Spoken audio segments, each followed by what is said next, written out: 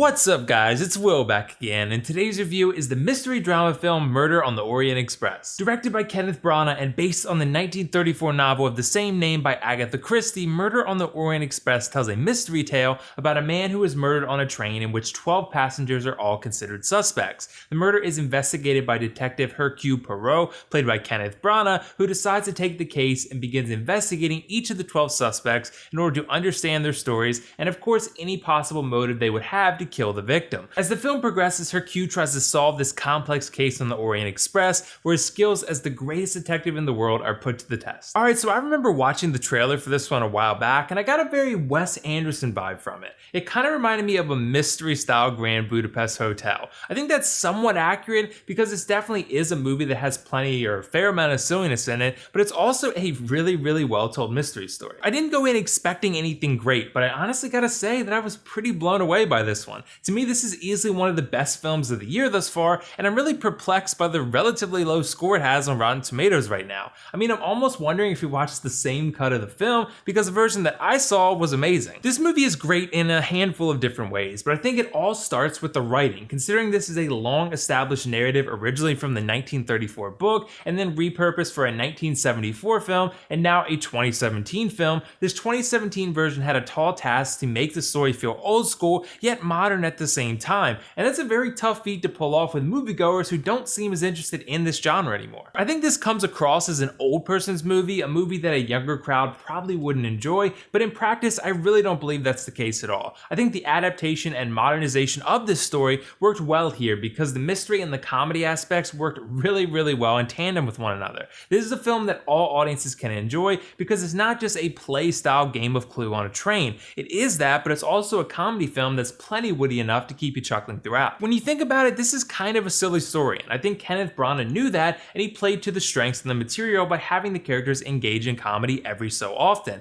But although comedy is certainly present often in this film, it isn't front and center. It adds some fun and lightheartedness to a murder mystery, but make no mistake about it, this is absolutely a mystery film first and foremost. This is a 1930s game of Clue on a train that is heavily reliant upon conversations that rouse your suspicions and intrigue about certain characters. It's a very engaging film in that way because you as the viewer are asked to play an active role in the process. With each new piece of information, you're essentially placed in the shoes of Detective Hercule and asked to solve this case with 12 very different strangers whose paths cross on the Orient Express. There's really not a dull moment in the entire experience, and this is in large part due to the acting that's pretty damn awesome. I mean, this cast is absolutely filled to the brim with high-profile actors that really bring quite a lot of value and personality to their characters and to the film as a whole. I mean, honestly, everyone is really great. There's not a single weak link in this entire film. I think out of everyone, Kenneth Branagh probably impressed me the most because he's the funniest and the wittiest, and ultimately he's the main character and the one that gets the most screen time. Detective Hercule is certainly an interesting personality, but I loved his character because he's a dynamic one. He can be funny, he can be dramatic, and he's just a very unique character that's incredibly easy to get attached to.